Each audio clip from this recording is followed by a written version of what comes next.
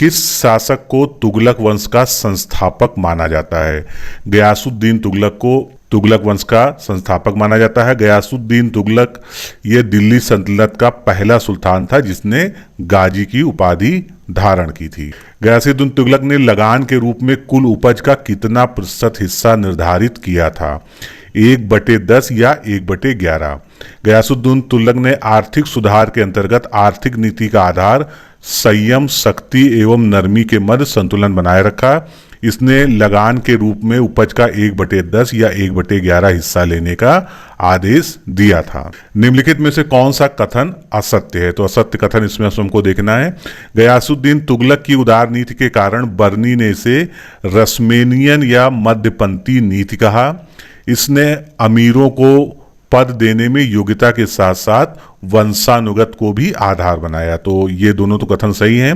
अलाउद्दीन द्वारा लागू की गई घोड़ों में दाग तथा सैनिकों की हुलिया प्रथा को समाप्त कर दिया गया।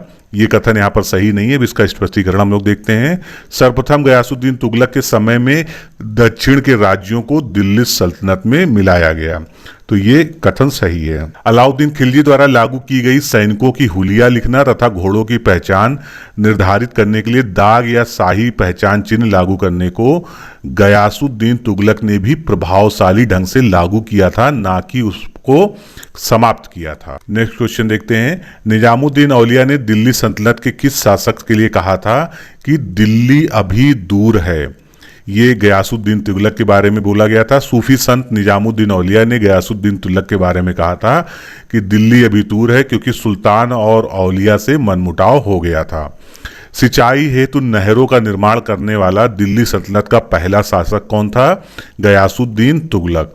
गयासुद्दीन तुगलक के किसानों की स्थिति में सुधार करना और कृषि योग्य भूमि में वृद्धि करना दो प्रमुख उद्देश्य थे। इसके लिए ही उसने ही सबसे पहले नहरों के निर्माण पर बल दिया था, नहरों का निर्माण कराना प्रारंभ किया था। नेक्स्ट क्वेश्चन देखते हैं। इनमें से कौन सा कूट सही है? ये हमको देखना है। तो इसमें जो है गयासुद्दीन तुगलक की डाक व्यवस्था श्रेष्ठ थी, सही कथन है ये।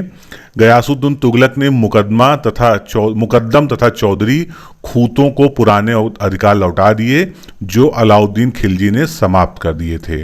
तो ये दोनों कथन सही हैं। गयासुद्दीन तुगलक ने वारंगल का नाम बदलकर दौलताबाद रखा था, ये कथन यहाँ पर गलत है। अब इसकी व्याख्या देखते हैं। 1323 ईस्वी में गयासुद्दीन तुगलक ने जौना खां, जिसका असली बाद में नाम था मोहम्मद बिन तुगलक, को दक्षिण भारत में सल्तनत का प्रभुत्व स्थापना के लिए भेजा था। जौना खां ने वारंगल के काकतीय एवं मदुरा के पांड्य शासकों को जीतकर उसको दिल्ली सल्तनत में शामिल कर लिया तथा तेलंगाना राज्य की राजधानी वारंगल का नाम बदलकर सुल्तानपुर रखा था। नेक्स्ट देखते हैं। गयासुद्दीन तुगलक ने सर्वप्रथम दक्षिण भारत में किस राज्य को दिल्ली सल्तनत में सम्मिलित किया था? तेलंगाना को। गयासुद्दीन तुगलक ने के समय में दक्षिण के राज्यों में सर्वप्रथम वारंगल यानी तेलंगाना को दिल्ली सल्तनत में सम्मिलित किया गया था। स्वागत समारोह के दौरान लकड़ी के भवन के गिर जाने से किस सुल्तान की मृत्यु हो गई थी? गयासुद्दीन तुगलक की।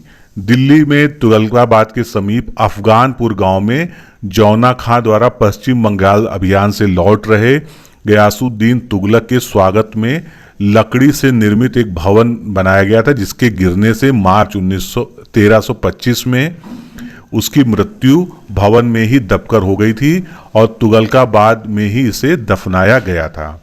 दक्षिण भारत की विजय पूर्ण करने का श्रेय किसे प्रदान किया जाता है? जौना खां को।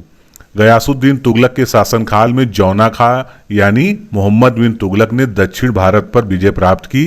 गयासुद्दीन ने उसे उलूग खां की उपाधि प्रदान की थी। मध्यकालीन भारत में निम्नलिखित में से कौन सा शासक खगोल शास्त्र, गणित, दर्शन, चिकित्सा विज्ञान और तर्कशास्त्र में पारंगत था? मोहम्मद बिन तुगलक। दिल्ली सल्तनत के सुल्तानों में मोहम्मद बिन तुगलक अरबी फारसी का महान विद्वान था। वह ज्ञान विज्ञान जैसी विधाओं जैसे गणित, खगोल शास्त्र, चिकित्सा विज्ञान और तर्कशास्त्र आदि में भी पारंगत था। दिल्ली सल्तनत के किस शासक के शासनकाल में इब्न बतूता भारत आया था? मोहम्मद बिन तुगलक के शासनकाल में 1313 1933 ईस्वी में दक्षिण अफ्रीकी यात्री इब्ने बतूता भारत आया था। सुल्तान ने दिल्ली में उसका खूब स्वागत किया तथा उसे दिल्ली का काजी नियुक्त कर दिया था। इसने मोहम्मद बिन तुगलक के शासन की घटनाओं का वर्णन अपनी पुस्तक रहला में किया है। सुल्तान ने इसे अपना राजदूत बनाकर चीन भी भेजा था। ये सब क्वेश्चन आ चुके हैं कई बार। इब्ने बतूता के अनुसार मोहम्मद बिन तुगलक ने अपने संपूर्ण साम्राज्य को कितने प्रांतों में बांटा था? 23 प्रांतों में बांटा था। इब्ने बतूता के अनुसार उस समय तुगलक साम्राज्य 23 प्रांतों में बटा हुआ था।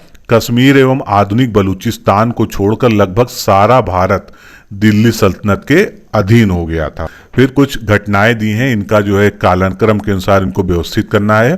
तो सबसे पहले देखते हैं। सबसे पहले दोआब में कर की वृद्धि की गई थी 1326-27 ईस्वी में। दिल्ली से दौलताबाद राजधानी का परिवर्तन हुआ था 1327-28 में। सांकेतिक मुद्रा जारी हुई थी 1329-30 में। और खुरासान अभियान ये 1337 में हुआ था। कराचिल अभियान 1338 में हुआ था। लेकिन ये सभी योजनाएं जो है इसकी फेल हो गई थी। नेक्स्ट देखते हैं, दिल्ली सल्तनत के किस सुल्तान को खूनी एवं रक्त पिपासु कहा गया था? मोहम्मद बिन तुगलक को। इतिहासकार इसामी के अनुसार मोहम्मद बिन तुगलक खूनी एवं रक्त पिपासु था।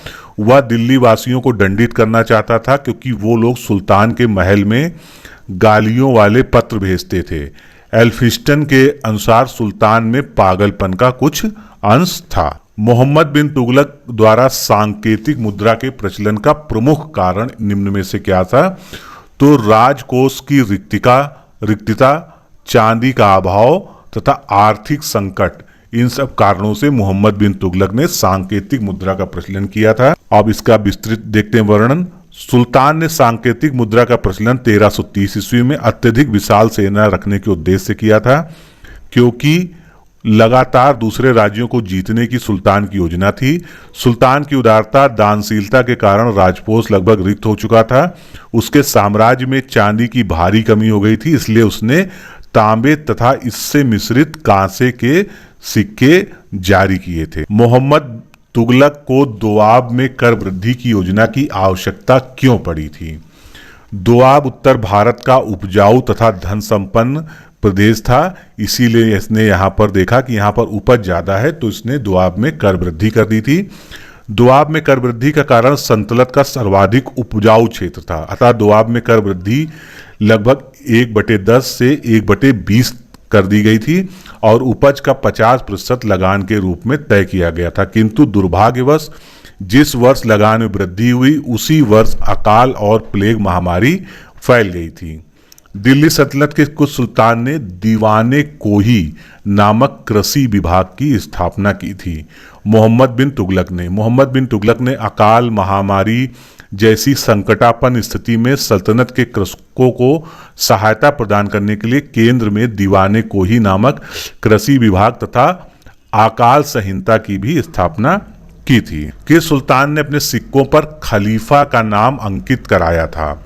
मोहम्मद बिन तुगलक ने मिस्र के अब्बासी खलीफा से स्वीकृति पत्र प्राप्त किया तथा खुतबा एवं सिक्कों में अपने नाम के बदले खलीफाओं के नामों का अंकन प्रारंभ किया था। निम्नलिखित में से कौन सा कथन असत्य है, ये हमको देखना है। तो मोहम्मद बिन तुगलक के कार्यकाल में हरिहर एवं बुक्का ने विजयनगर साम्राज्य की स्थापना की थी, बिल्कुल सही कथन है ये। मोहम्मद बिन तुगलक के समय में किसानों को तकावी ऋण दिया जाने लगा था, ये भी कथन सही है। दिल्ली सल्तनत का पहला शासक जिसने हिंदुओं के त्योहार होली दीपावली में भाग लिया था, ये भी कथन सही है। बर्नी ने मोहम्मद तुगलक के बारे में कहा कि सुल्तान को उसकी प्रजा और प्रजा को सुल्तान से मुक्ति मिल गई, तो ये कथन असत्य है। मोहम्मद बिन तुगलक 1351 में जब उसकी मृत्यु हुई तब बदायूनी ने कथन कहा था, ना कि बर्नी ने। बदायूनी ने कहा था कि सुल्तान को उसकी प्रजा और प्रजा को सुल्तान से मुक्ति मिल गई। मोहम्मद बिन तुगलक के शासनकाल में जैन धर्म के कौन से विद्वान उसकी सभा में पधारे थे? कई बार क्वेश्चन आ चुका है। तो जिन प्रभा सूरी ये पधारे थे। मोहम्मद बिन तुगलक ने जैन धर्म के विद्वान जिन प्रभासूरी को अपने दरबार में बुलाकर उनका स्वागत किया तथा 1000 गायें उनको प्रदान की थीं। मान सिंह भी जैन धर्म के संत थे, जिनको जहांगीर ने अपने साम्राज्य से निष्कासित कर दिया था, क्योंकि उसने घोषणा की थी कि उसका शासन 2 वर्ष से अधिक नहीं चलेगा। और कविंद्राचार्य काशी के प्रसिद्ध विद्वान थे तथा शाहजहां के मित्र भी थे। राजमुंदरी एक अभिलेख में किस सुल्तान को विश्व का खान बताया गया है? मोहम्मद बिन तुगलक के बारे में कथन है। राजसमुंदरी के एक अभिलेख में जूना खां को विश्व का खान कहा गया है। उसने हिंदू प्रजा के साथ सहिष्णुता का व्यवहार किया तथा योग्यता के आधार पर पद प्रदान किए थे। दिल्ली सल्तनत के किस सुल्तान ने दिल्ली में जहां पनाह नगर बसाया था? मोहम्मद बिन तुगलक ने। मोहम्मद बिन तुगलक ने दिल्ली में जहां पनाह नामक नगर तथा आदिलाबाद का किला आदि इमारतों का निर्माण करवाया था। दिल्ली सल्तनत के किस शासक ने अमीर सादा का पद की नियुक्ति की थी? मोहम्मद बिन तुगलक ने। मोहम्मद बिन तुगलक दिल्ली सल्तनत का प्रथम सुल्तान था जिसने अमीर सादा की नियुक्ति की थी। यह एक शहर या 100 गांवों के शासन की देखभाल करने वाला उसकी सल्तनत का एक अधिकारी होता था। मध्यकालीन भारत के किस शासक ने फसलों में सस्यावर्षण पद्धति पर कृषि कार्य करने को बढ़ावा दिया, यानी फसल परिवर्तन की पद्धति? मोहम्मद बिन तुगलक द्वारा ये किया गया था। इसने सस्यावर्तन की पद्धति का अनुमोदन किया, जिसमें तहत किसानों को सलाह दी कि वो लगातार अपनी फसलों में सुधार करें तथा गेहूं की जगह गन्ना और गन्ना की जगह अंगूर बोएं। किस सुल्तान ने सर्वप्रथम अकालग्रस्त लोगों को सहायता देने के लिए अकाल संहिता का निर्माण कराया था? इंपॉर्टेंट क्वेश्चन है, कई बार पूछा जा चुका है। मोहम्मद बिन तुगलक द्वारा ये काम किया गया था। उसने अकालग्रस्त लोगों की सहायता के लिए अकाल संहिता तैयार करवाई और सिंचाई के लिए सैकड़ों कुएं खुदवाए तथा अकालग्रस्त लोगों को ऋषि ऋण या जिसको उर्दू में तकावी कहते हैं ये प्रदान किया था। मोहम्मद बिन तुगलक द्वारा सांकेतिक मुद्रा का प्रचलन संबंधी प्रयोग असफल क्यों हो गया? इसके असफल होने के क्या कारण थे? व्यापक स्तर पर नकली सिक्कों की ढलाई होनी शुरू हो गई थी, यानी जो है फर्जी मुद्रा की जो है उसमें वहां पर भरमार हो गई थी। मोहम्मद बिन तुगलक ने अपने पूर्ववर्ती चीन के मंगोल शासक कुबैले खां द्वारा चलाए गए कागजों के सिक्के तथा फारस के शासक गैथाकू द्वारा इस तरह के एक प्रयोग से उत्साहित होकर सांकेतिक मुद्रा जारी करने को तैयार हुआ था। सांकेतिक मुद्रा चांदी के टंके के स्थान पर कांसे के टकों का प्रचलन किया गया, लेकिन कांसे के टकों का मूल्य चांदी के टंके के मूल्य के समतुल्य ही रखा गया था। निम्नलिखित में से कौन सा कथन असत्य है? असत्य कथन हमको इसमें से देखना है। देवगिरी, जिसका बाद में नाम दौलताबाद रखा गया था, को कुबतुल अभियान भी कहा जाता है, तो ये कथन सही है। मोहम्मद बिन तुगलक के लिए कराचिल अभियान विनाशकारी सिद्ध हुआ, ये भी कथन सिद्ध है, सही है। नेक्स्ट देखते हैं, नगर कोट पर आक्रमण के अवसर पर ज्वालामुखी देवी का मंदिर नष्ट किया गया, ये कथन सही नहीं है, अभी व्याख्या देखते हैं इसकी। मोहम्मद बिन तुगलक के अमीर वर्ग में मंगोल और विदेशी हिंदू भी थे, ये कथन सही है। मोहम्मद बिन तुगलक ने 1337 ईस्वी में नगर कोट पर आक्रमण के अवसर पर उसने ज्वालामुखी देवी के मंदिर को नष्ट नहीं किया था, उसने हिंदुओं को सम्मानित पदों पर नियुक्त किया था। निम्नलिखित कथन किसका है? मोहम्मद बिन तुगलक मध्य युग का सबसे विलक्षण जीव था, वह ऐसा मनुष्य था जिसके विचार समय से बहुत आगे थे, तो ये कथन जो है लेन पूल द्वारा कहा गया था। किस इतिहासकार का मत है कि मोहम्मद बिन तुगलक के राजधानी परिवर्तन के बावजूद शाही टकसाल दिल्ली में ही बनी रही? ये एल्फिंस्टन के द्वारा बताया गया था। एल्फिंस्टन का मत है कि मोहम्मद बिन तुगलक के राजधानी परिवर्तन के समय शाही टकसाल दिल्ली में ही बना रहा और इसी ने कहा था कि सम्राट में पागलपन के कुछ अंश थे। मध्यकालीन की शासक के समय विदेशों से सबसे अधिक संपर्क हुआ? मोहम्मद बिन तुगलक के समय में। मोहम्मद बिन तुगलक के समय में चीन, ईरान, इराक और ख्वारिज़्म आदि देशों के साथ राजदूतों का आदान प्रदान हुआ, जिसके कारण सुल्तान की प्रतिष्ठा बढ़ी और विदेशों से आर्थिक एवं सांस्कृतिक संपर्क में वृद्धि हुई। दिल्ली सल्तनत के किस शासक को सल्तनत का अकबर कहा जाता है? फिरोज शाह तुगलक को।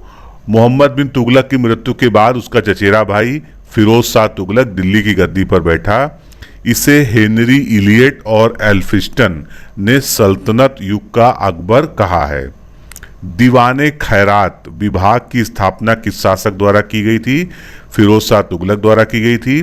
फिरोज तुगलक ने रोजगार दफ्तर स्थापित किया जो बेकार व्यक्तियों को कार्य दिलाता था।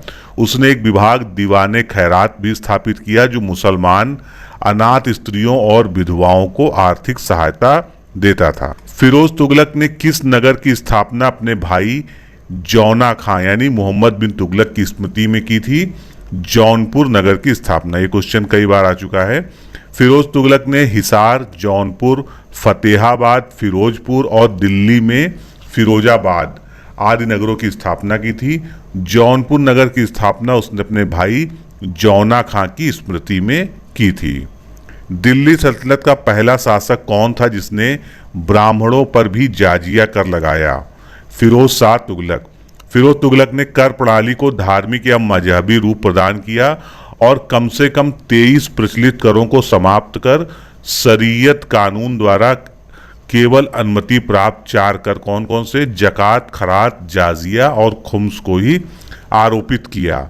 फिरोज ने धार्मिक निष्ठा एवं मजहबी उत्साह का प्रदर्शन करने वालों के लिए ब्राह्मणों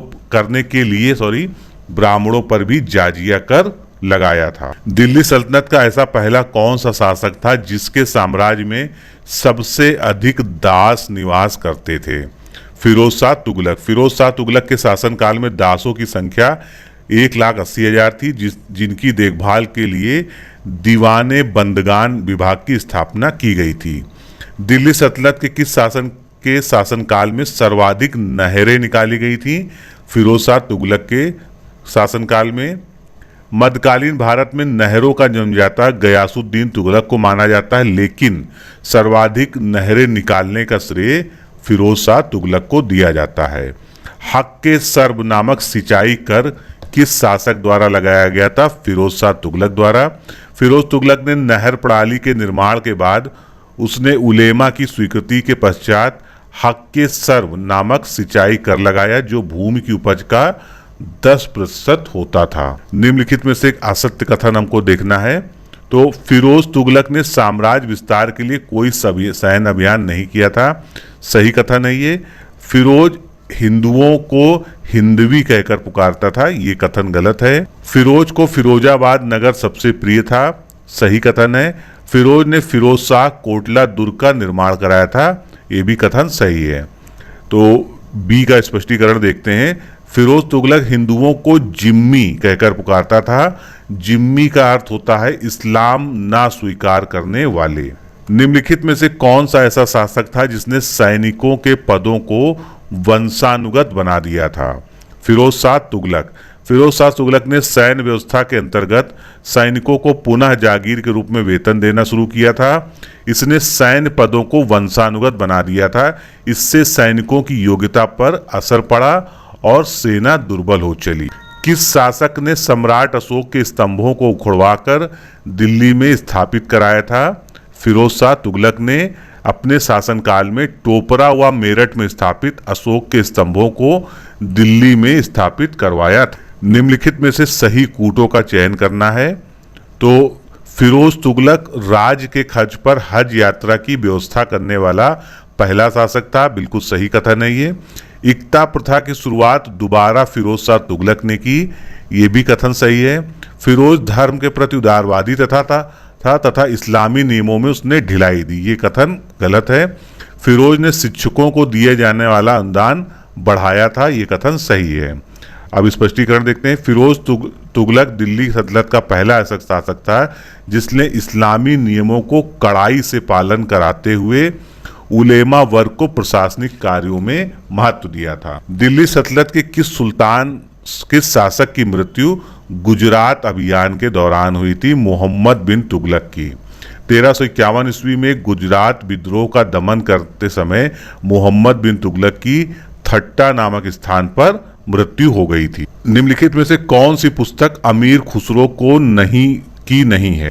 फुतूह उस सलातीन, ये अमीर खुसरो द्वारा नहीं लिखी गई है और इस पुस्तक जो है ये ईसामी की पुस्तक है ये। उसके अलावा इनके द्वारा लिखी गई पुस्तकें कौन सी हैं? खजाइन उल फुतूह, नूही सिपर, किरान उल सादिन, ये जो है अमीर खुसरो द्वारा लिखित पुस्तकें हैं। निम्नलिखित में से कौन सी एक कृति सही सुमेलित नहीं है? फतवाए जहांगीरी, ये बर्नी की पुस्तक है। ताजुल मासिर हसन निजामी की पुस्तक है। चचनामा याजदी की पुस्तक नहीं है। चचनामा की रचना अली अहमद ने की थी और इसका फारसी अनुवाद अबू बकर कूफी ने किया था। फिर फोर्थ जो है तबकाए नासिरी, ये मिनहाज उस सिराज की पुस्तक है। ये सभी पुस्तकें कई बार एग्जाम में पहले पूछी भी जा चुकी हैं। निम्नलिखित में से कौन सी कृति फिरोज तुगलक की आत्मकथा है? फुतुहाते फिरोज शाही, ये आत्मकथा है फिरोज तुगलक की। फुतुहाते फिरोज शाही फिरोज तुगलक की आत्मकथा है।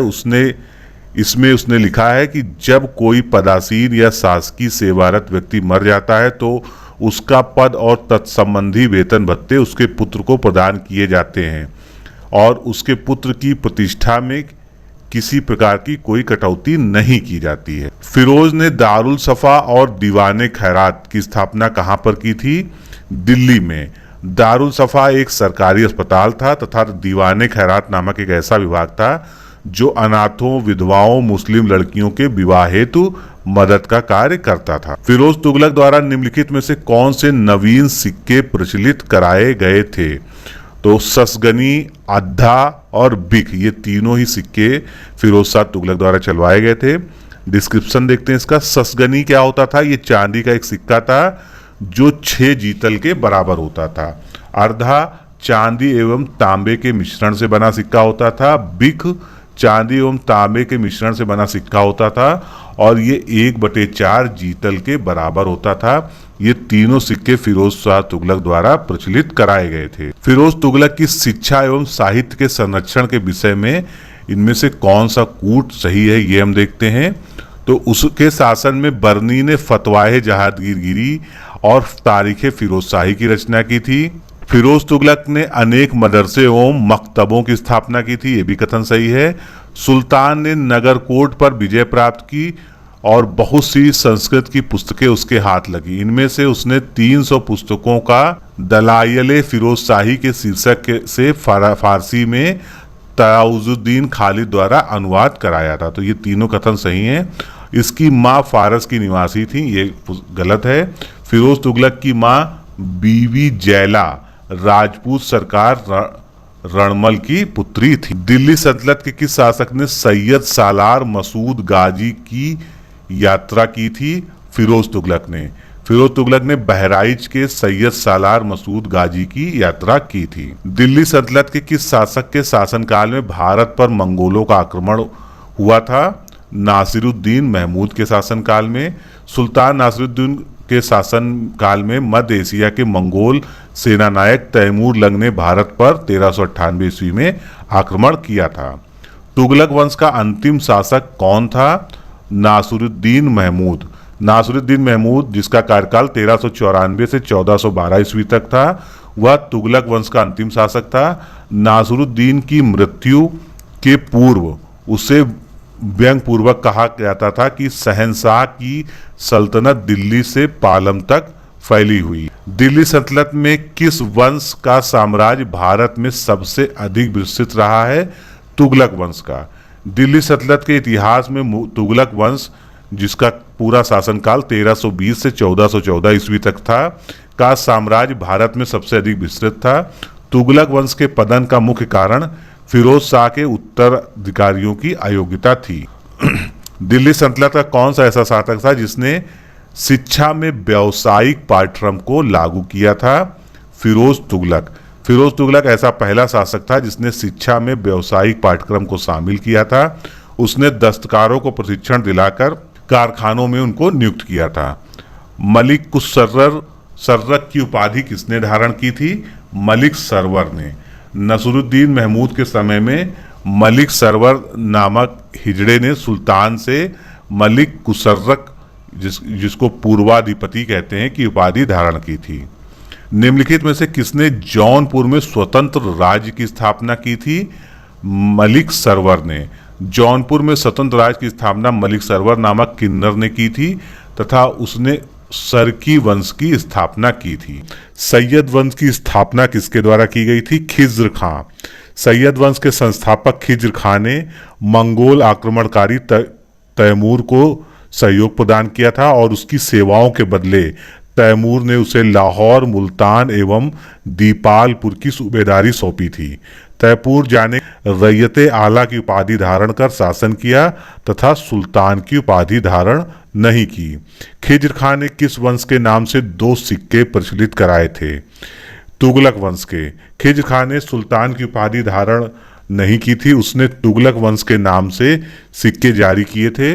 उसका मुख्य उद्देश्य था तुर्क एवं अफगान सरदारों को संतुष्ट रखना और अपनी प्रजा की सहानुभूति प्राप्त करना। खिज्र खां ने किसके प्रतिनिधि के रूप में शासन किया था? शाहरुख। खिज्र खां ने एक संप्रभुता संपन्न शासक के रूप में शासन नहीं किया, अपितु वह तैमूर के पुत्र एवं उत्तराधिकारी शाहरुख के प्रतिनिधि के रूप में शासन करके दिखावा करता रहा। मुबारक शाह ने किस नाम की उपाधि धारण की तथा शासन किया? शाह की उपाधि। मुबारक शाह, जिसका शासनकाल 1421 से 34 तक था, ने शाह की उपाधि धारण की तथा उसने अपने नाम के खुतबे पढ़वाए और अपने नाम के सिक्के जारी किए। याहिया बिन सरहिंदी किसके शासनकाल में निवास करता था? मुबारक शाह के। तारीख मुबारक शाही के लेखक याहिया बिन सरहिंदी को मुबारक शाह का संरक्षण प्राप्त था। दिल्ली सल्तनत के किस शासक के शासनकाल में पहली बार 2 हिंदू अमीर कमाल उल मुल्क तथा सरवर उल मुल्क निवास करते थे? मुबारक शाह के शासनकाल में। मुबारक शाह के शासनकाल में पहली बार 2 हिंदू अमीर सरवर उल मुल्क और कमाल उल मुल्क का उल्लेख मिलता है। बहलोल को किस शासक ने खाने खाना की उपाधि दी थी? मोहम्मद शाह ने। मोहम्मद शाह ने सेवाओं से खुश होकर बहलोल लोदी को खाने खाना की उपाधि दी थी और उसे अपना पुत्र कहकर पुकारा। अंतिम सैयद शासक अलाउद्दीन आलम शाह को गद्दी से उतारकर वजीर बहलोल लोदी ने लोदी वंश की स्थापना की। तो अब हम लोग लोदी वंश देखते हैं। लोदी वंश का जो संपूर्ण कार्यकाल है वो 1451 से 1526 तक जो है लोदी वंश का शासन रहा, जो एक लंबा शासन माना जा सकता है। तो दिल्ली सल्तनत में सर्वप्रथम लोदी वंश की शुरुआत किसके शासनकाल में हुई? नासिरुद्दीन महमूद के शासनकाल में। लोदी अफगान व्यापारी थे। दिल्ली सल्तनत में सर्वप्रथम इनकी नियुक्ति नासिरुद्दीन महमूद के कार्यकाल में हुई थी। लोदी वंश की नींव भारत के किस शासक ने डाली थी? बहलोल लोदी ने। बहलोल लोदी ने दिल्ली में प्रथम अफगान शासक की नींव डाली थी। यह अफगानिस्तान के गिजलोई कबीले के साहू खेल में पैदा हुआ था। निम्नलिखित में से कौन सा कथन असत्य है? बहलोल लोदी बहलोल शाह गाजी की उपाधि धारण कर दिल्ली का सुल्तान बना था। सही कथन है ये। बहलोल लोदी का राजत्व सिद्धांत तलवार की शक्ति पर आधारित था। तो ये यहाँ पर फैक्ट गलत है। इसका स्पष्टीकरण क्या है? बहलोल लोदी का राजत्व सिद्धांत बंधुता पर आधारित था, ना कि तलवार की शक्ति पर, यानी वो बंधुता के आधार पर उसने शासन किया। नेक्स्ट फैक्ट देखते हैं। बहलोल अफगानी जनजातीय भावनाओं का आदर करता था। सही कथन है। वह अपने सरदारों को मकसदे अली कहकर पुकारता था तथा उनका पूर्ण सम्मान भी करता था। ये भी कथन सत्य है। Next question. दिल्ली वंश के किस राजवंश में अमीरों का महत्व चरमोत्कर्ष पर था? बहलोल लोदी के शासनकाल में। बहलोल लोदी अमीरों के साथ दोस्ताना व्यवहार रखता था। ऐसा देखकर लगता था कि वह उन्हीं अमीरों में से एक है। लोदियों के शासनकाल में अमीरों का महत्व चरमोत्कर्ष पे था। बहलोल अपने अमीर सरदारों के खड़े रहने पर स्वयं भी खड़ा रहता था। बहलोल नाम के किस सिक्के किस शासक ने प्रचलित किए थे? बहलोल लोदी ने। लोदी वंश के शासक बहलोल लोदी ने बहलोल नाम के सिक्के प्रचलित किए थे। यह सिक्के मुगल सम्राट अकबर के शासनकाल तक प्रचलन में रहे। तारीखे दाऊदी के लेखक निम्नलिखित में से कौन से हैं? तारीखे दाऊदी के लेखक अब्दुल्ला हैं। उन्होंने उसमें लिखा है कि बहलोल लोदी एक साधारण व्यक्ति था तथा वह कभी सिंहासन पर नहीं बैठता था। वह दोस्तों की तरह ही अपने सरदारों से मिलता था। बहलोल लोदी ने किस राज्य को जीतकर दिल्ली सल्तनत में सम्मिलित किया था? जौनपुर को। बहलोल लोदी ने 1484 ईस्वी में जौनपुर राज्य को जीतकर दिल्ली सल्तनत में उसको मिला लिया था। सिकंदर लोदी को निम्नलिखित में से वास्तविक नाम उसका क्या था? निजाम शाह। बहलोल लोदी का पुत्र निजाम शाह सिकंदर लोदी की उपाधि धारण कर गद्दी पर बैठा था। उत्तराधिकार के युद्ध में अपने प्रतिद्वंदियों को उसने पराजित किया था। लोदी वंश का सर्वश्रेष्ठ शासक कौन था? सिकंदर लोदी। सिकंदर लोदी की मां हिंदू थी और जो जयबुंद सुनार की पुत्री थी। सिकंदर लोदी लोदी वंश का सर्वश्रेष्ठ शासक था। नागरकोट पंजाब के ज्वाला देवी मंदिर को लोदी वंश के किस शासक ने तोड़ दिया था? सिकंदर लोदी ने। सिकंदर लोदी की धार्मिक नीति धर्मान मुसलमान की थी। उसने नागरकोट पंजाब के ज्वालामुखी मंदिर को तोड़कर उसकी पवित्र मिट्टी को का मांस तौलने के बाट के रूप में इस्तेमाल किया था। निम्नलिखित में से कौन सा कथन असत्य है? सिकंदर लोदी ने ताजिया और मुहर्रम त्योहार मनाना बंद कर दिया था। ये सही कथन है। सिकंदर लोदी ने शीतला माता की पूजा पर प्रतिबंध लगा दिया था, जिसे अंधविश्वास के कारण हिंदू चेचक की देवी कहते थे। ये भी कथन सही है। सिकंदर लोदी ने गंगा व यमुना के पवित्र घाटों पर स्नान करने का समर्थन किया था। ये कथन गलत है। सिकंदर लोदी ने नाइयों को हिंदुओं की दाढ़ी बनाने तथा मुंडन करने पर प्रतिबंध लगा दिया था। ये कथन सही है। तो सिकंदर लोदी ने हिंदुओं को गंगा व यमुना के पवित्र घाटों पर स्नान करने पर प्रतिबंध लगा दिया था। नेक्स्ट क्वेश्चन देखते हैं। आगरा शहर की नींव किस शासक द्वारा रखी गई थी? सिकंदर लोदी द्वारा। 1504 में आगरा शहर की स्थापना की गई। उसे अपनी 1506 ईस्वी में राजधानी बनाया उसने। वहां एक किले का निर्माण कराया जो बादलगढ़ के किले के नाम से जाना जाता है।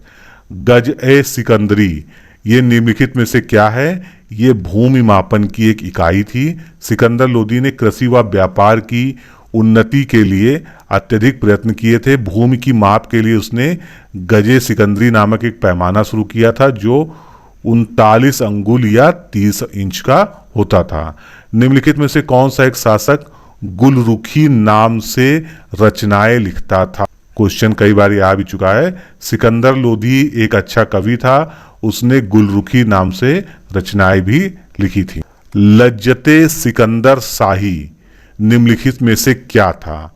संगीत प्रधान एक फारसी ग्रंथ था। ये सिकंदर लोदी के समय में गान के श्रेष्ठ ग्रंथ लज्जते सिकंदर शाही की रचना हुई जो भारतीय संगीत पर प्रथम फारसी ग्रंथ था।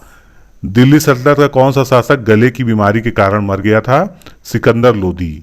सिकंदर लोदी की गले की बीमारी के कारण 12 नवंबर 1517 में मृत्यु हो गई थी। अष्टभुजीय मकबरा किस शासक का था? सिकंदर लोदी का। सिकंदर लोदी का मकबरा अष्टभुजीय है। चतुर्भुजीय मकबरा अमीरों द्वारा बनवाए जाते थे। फरहंगे सिकंदरी निम्नलिखित में से क्या है? ये एक आयुर्वेदिक ग्रंथ जिसे फारसी में अनुवाद कराया गया है। सिकंदर लोदी ने स्वयं के आदेश से एक आयुर्वेदिक ग्रंथ का फारसी में अनुवाद किया था जिसका नाम फहरंगे सिकंदरी रखा गया था। लज्जते सिकंदरी निम्नलिखित में से क्या था? ये गायन विद्या का एक श्रेष्ठ ग्रंथ था। निम्नलिखित में से सही कूट चुनना है। सही कथन कौन कौन से हैं? तो सिकंदर लोदी की मृत्यु के बाद इब्राहिम लोदी 1517 में शासक बना। ये सही कथन है। इब्राहिम ने शासक बनने के बाद लोहानी, फारमूरी एवं लोदी शक्ति जैसी शक्तिशाली जातियों के विरुद्ध दमन की नीति अपनाई। ये भी कथन सही है। पानीपत का प्रथम युद्ध 1536 में हुआ था, तो ये कथन यहाँ पर गलत है। क्यों? क्योंकि पानीपत का प्रथम युद्ध 1526 में इब्राहिम लोदी व बाबर के मध्य हुआ था। इस युद्ध में इब्राहिम युद्ध भूमि में ही मारा गया था और इब्राहिम की मृत्यु से लोदी वंश समाप्त नहीं हुआ वरन दिल्ली सल्तनत का इतिहास भी समाप्त हो गया था। सिकंदर लोदी की मृत्यु के बाद लोदी वंश का अगला शासक कौन बना था? इब्राहिम लोदी। सिकंदर लोदी की मृत्यु के बाद उसका ज्येष्ठ पुत्र इब्राहिम लोदी अफगान अमीरों की सर्वसम्मति से दिल्ली के सिंहासन पर बैठा था। घटोली का युद्ध निम्नलिखित में किसके मध्य हुआ था? इब्राहिम लोदी व राणा सांगा के मध्य हुआ था। 1517-18 में इब्राहिम लोदी व राणा सांगा के मध्य घटोली का युद्ध हुआ था जिसमें लोदियों की हार हुई। दिल्ली सल्तनत में कौन सा ऐसा शासक था जो युद्ध स्थल में ही मारा गया था? इब्राहिम लोदी। इतिहासकार नियामतुल्ला के अनुसार इब्राहिम लोदी के अतिरिक्त भारत का कोई अन्य ऐसा सुल्तान नहीं था जो युद्ध स्थल पे मारा गया हो। निम्नलिखित में से असत्य कथन का हमको चयन करना है। तो अफगानों की शासन व्यवस्था राजतंत्री थी, ये कथन इसका गलत है, इसका भी स्पष्टीकरण देखते हैं आगे। बहलोल लोदी अमीरों को मसनदे अली कहकर पुकारता था, सही कथन है ये। सुल्तान सिकंदर पहला अफगान था जिसने एक संपूर्ण प्रभुत्व संपन्न बादशाह की भांति शासन व्यवहार किया था, सही कथन है। इब्राहिम लोदी ने लोहानी, फार्मूली एवं लोदियू जातियों के शक्तिशाली सरदारों के विरुद्ध जो राज्य के अधिकारी वर्ग थे दमन की नीति चलाई थी, तो ये सभी कथन सही हैं। ये गलत क्यों, इसकी व्याख्या देखते हैं। अफगानों की शासन व्यवस्था राजतंत्री न होके कुलीन तंत्री थी। राजत्व का सिद्धांत सरदारों की समानता पर आधारित था। योग्यता के आधार पर सरदारों के द्वारा सुल्तानों को चुने जाने का अधिकार मानते थे। पानीपत का प्रथम युद्ध कब हुआ था? 1526 में हुआ था। बाबर और इब्राहिम लोदी के मध्य हुआ था। इसमें इब्राहिम बहादुरी से लड़ा परंतु बाबर की योग्य सेनापतित्व, श्रेष्ठ युद्ध नीति और तोपखाने के कारण इब्राहिम लोदी की पराजय हुई और इब्राहिम युद्धभूमि में मारे जाने वाला दिल्ली सल्तनत का पहला शासक। पानीपत के प्रथम आक्रमण के लिए बाबर को भारत पर आक्रमण करने के लिए निम्न में से किसने आमंत्रित किया था? तो दौलत खां लोदी, दिलावर खां, राणा सांगा, आलम खां, ये सभी के द्वारा आमंत्रण दिया गया था। इसका पूरा जो है विवरण देखते हैं। इब्राहिम लोदी ने शासक बनने के बाद लोहानी, फार्मूरी, लोदी जैसी कई शक्तिशाली जनजातियों के विरुद्ध दमन की नीति चलाई थी। सुल्तान के इस कार्य से अमीर उसके विरुद्ध हो गए थे। इन्हीं में से लाहौर का गवर्नर दौलत खां लोदी व पुत्र दिलावर खां तथा इब्राहिम लोदी व चाचा आलम खां और मेवाड़ का राणा सांगा भी इब्राहिम की पराजय के इच्छुक थे। किस युद्ध में राणा सांगा ने एक हाथ खो दिया था? घटोली के युद्ध में। 1517 से 18 ईस्वी में इब्राहिम लोदी तथा राणा सांगा के बीच घटोली का युद्ध हुआ जिसमें लोदियों की हार हुई थी। इस युद्ध में राणा सांगा ने एक हाथ खो दिया था तथा उसकी एक टांग भी घायल हो गई थी। किस युद्ध के बाद बाबर ने भारत में मुगल वंश की स्थापना की? तो पानीपत का जो प्रथम युद्ध था जो 1526 ईस्वी में बाबर व इब्राहिम लोदी के मध्य हुआ था। इस युद्ध में इब्राहिम लोदी की मृत्यु से लोदी वंश ही समाप्त नहीं हुआ वरन दिल्ली सल्तनत का इतिहास भी समाप्त हो गया और बाबर ने भारत में मुगल वंश की स्थापना की। मध्यकालीन भारत का पहला शासक कौन था जिसने सुल्तान की उपाधि धारण की थी? महमूद गजनवी। महमूद गजनवी पहला शासक था जिसने सुल्तान की उपाधि धारण की थी। सुल्तान की उपाधि तुर्की शासकों द्वारा प्रारंभ की गई थी और उसने यह उपाधि बगदाद के खलीफा से प्राप्त की थी। दिल्ली सल्तनत के किस शासक को स्वयं को खलीफा का नायब पुकारा जाता था? कुतुबुद्दीन मुबारक खिलजी को। दिल्ली सल्तनत में अधिकांश शासकों ने अपने को खलीफा का नायब पुकारा परंतु कुतुबुद्दीन मुबारक खिलजी ने स्वयं को खलीफा ही घोषित कर लिया था। निम्नलिखित में किस शासक ने रैयते आला की उपाधि धारण की थी? खिज्र खां ने। खिज्र खां ने तैमूर के पुत्र शाहरुख का प्रभुत्व स्वीकार किया और रैयते आला की उपाधि धारण की। उसके पुत्र मुबारक शाह ने इस प्रथा को समाप्त कर दिया और शाह सुल्तान की उपाधि ग्रहण। दिल्ली सल्तनत में पहला शासक कौन था जिसने सल्तनत की सरकार में वंशानुगत शासन का सिद्धांत लागू किया था। इल्तुतमिश, मुस्लिम शासकों में उत्तराधिकार का कोई निश्चित सिद्धांत नहीं था। इल्तुतमिश पहला सुल्तान था जिसने सल्तनत की सरकार में वंशानुगत शासन का सिद्धांत लागू किया। उसने अपने पुत्रों के स्थान पर अपनी पुत्री रजिया को अपना उत्तराधिकारी बनाया था। किस शासक ने राजत्व को अमीर वर्ग से ऊपर रखा था? बलबन ने। इल्तुतमिश के शासनकाल के दौरान सुल्तान की स्थिति कुलीन सरदारों से ऊपर नहीं थी, वह तुर्की अमीरों को अपने समकक्ष समझता था। बलबन ने इस प्रथा को की खामियों को समझ लिया और इसे दूर करने के लिए कृतसंकल्प था। उसने राजत्व को अमीर वर्ग से ऊपर रखा था।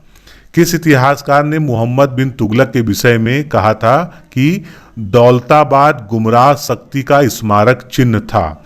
ये लेनपूल का कथन है। इतिहासकार लेनपूल ने मोहम्मद बिन तुगलक के विषय में यह कथन दिया है कि दौलताबाद गुमराह शक्ति का स्मारक चिन्ह था। मिन्हाज उर्स सिराज ने किस शासक के बारे में कहा है कि अन्य सुल्तानों के तो एक बेटा हो सकता है लेकिन मेरे तो हजारों बेटे हैं? तो ये मोहम्मद गोरी के संदर्भ में कहा गया है। इतिहासकार मिन्हाज उस सिराज के अनुसार मोहम्मद गोरी ने कहा था कि अन्य सुल्तानों के एक बेटा हो सकता है या दो, लेकिन मेरे तो हजार बेटे हैं।